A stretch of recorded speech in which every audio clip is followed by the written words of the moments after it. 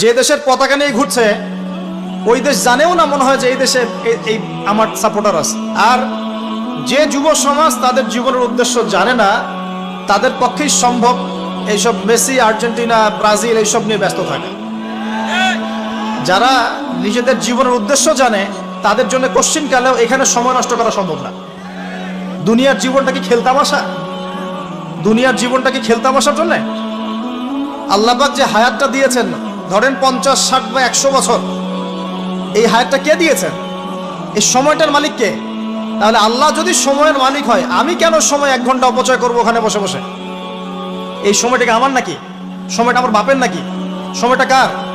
আল্লাহ। আল্লাহর দেওয়ার সময় আমি টিভি সেটের সামনে বসে বসে 1.5 ঘন্টা নষ্ট করে ফেললাম। আল্লাহ পাক বলছেন, হে মুমিনগণ, কারা মুমিন? উত্তর আছে হাদিসে জিবরিলের মধ্যে। জিবরাইল আলাইহিস সালাম মানুষের রূপ ধরে মসজিদ নববীর মধ্যে আসলেন এবং সাহাবীদের সামনেই আসলেন। সাহাবীদের সামনে মানুষের রূপ ধরে জিবরাইল আলাইহিস সালাম এই একবারই এসেছেন, ইতিহাসে একবার। এসে নবী সাল্লাল্লাহু আলাইহি ওয়াসাল্লামকে জিজ্ঞাসা করছেন 4টা প্রশ্ন। কয়টা প্রশ্ন?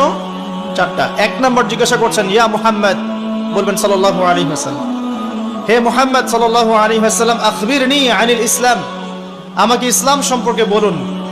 নবী সাল্লাল্লাহু আলাইহি ওয়াসাল্লাম বলছেন, ইসলাম হচ্ছে আন তাশহাদা আল্লা ইলাহা ইল্লাল্লাহ ওয়া আন্না মুহাম্মাদান আবদুহু ওয়া রাসূলুহু।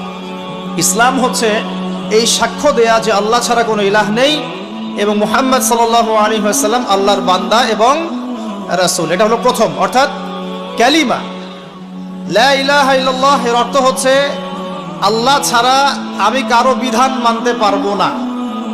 কথা কি বোঝা যায়? আল্লাহ ছাড়া আমি কারো দাসত্ব করব না।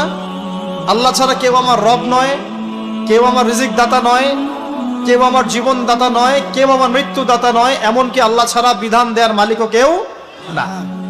মুহাম্মদুর রাসূলুল্লাহ অর্থাৎ আল্লাহকে পাওয়ার জন্যে যে তরিকা, মুহাম্মদ সাল্লাল্লাহু আলাইহি ওয়াসাল্লামের পথ ও পদ্ধতি অনুসরণ করতে হবে।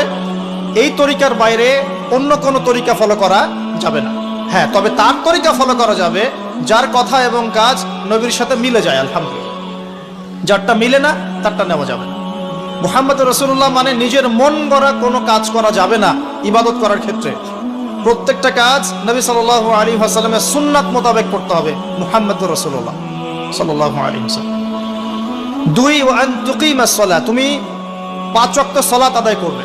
একটা হাদিসের মধ্যে এসেছে, মান তারাকা সালাতা মুতাআম্মিদান ফাকাদ কাফার।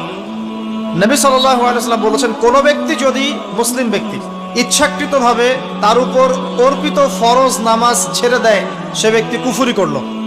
কি করলো? আর মুয়াজ বিন জাবাল রাদিয়াল্লাহু আনহু নবীজি বলছেন, মান তারাকা সালাতা মুতাআম্মিদান ফাকাদ বারিআত মিন যিম্মাতিল্লাহ।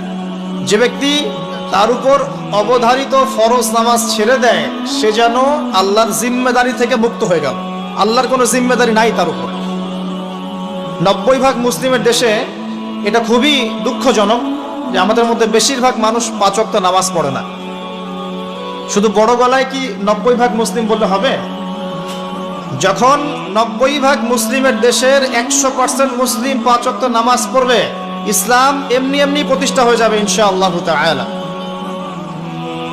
যখন মুসলিম কান্ট্রির বেশিরভাগ মানুষই নামাজি হবে, ইনশাআল্লাহ আল্লাহর জমিনে আল্লাহর দ্বীন প্রতিষ্ঠা হয়ে যাবে ইনশাআল্লাহ।